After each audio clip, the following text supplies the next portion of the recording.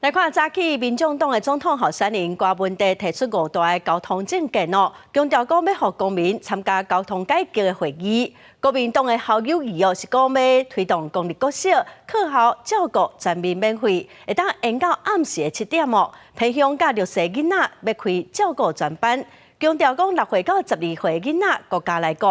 民进党的赖清德今仔早起出席8一路的校庆，嘛推出竞选的广告。诉求是要成做世界的台湾，成就一个愈好的台湾。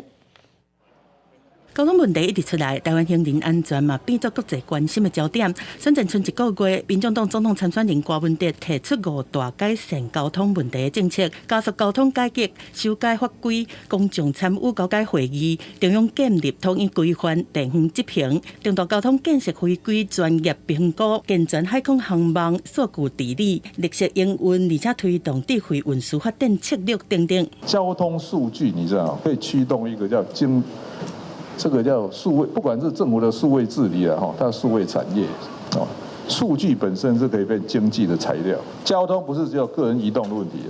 它涉及产业的基础啊。国民党侯友宜是伫个0到6岁国家饲的政策了后，12个等6到12岁课后辅导政策，要来抢爸母的选票，提出公立国小课后照顾全面免钱，各间学校都有课后的照顾班，课后照顾到暗时7点，配合家长下班来接送，鼓励民间参与，要辅导立案优质的私人机构来接受学校的委办。我们大概预算给他估一估，大概初步是筹54亿，所以这类课后照顾免费政策，让我们的家长爸爸妈妈安心把孩子留到学校。另外，侯友宜11公布各项外交政策，简报是抗日和美国学者格莱伊做的翕的相片，和格莱伊伫个社群媒体 X 抗议。侯友宜12嘛回失咧，而且调整把这个相片提掉。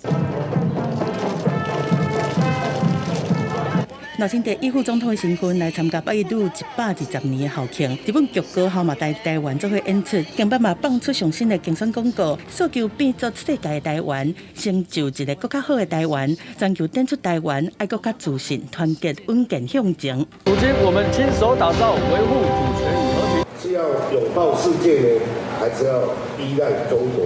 是要信赖台湾，还是要依赖中国？这就是2024的这一场选举。赖定亚嘛讲，国际路线都是赖萧配和其他组候选人伫结局和关度上大的差别，希望选民会当继续选对的人。记者综合报道。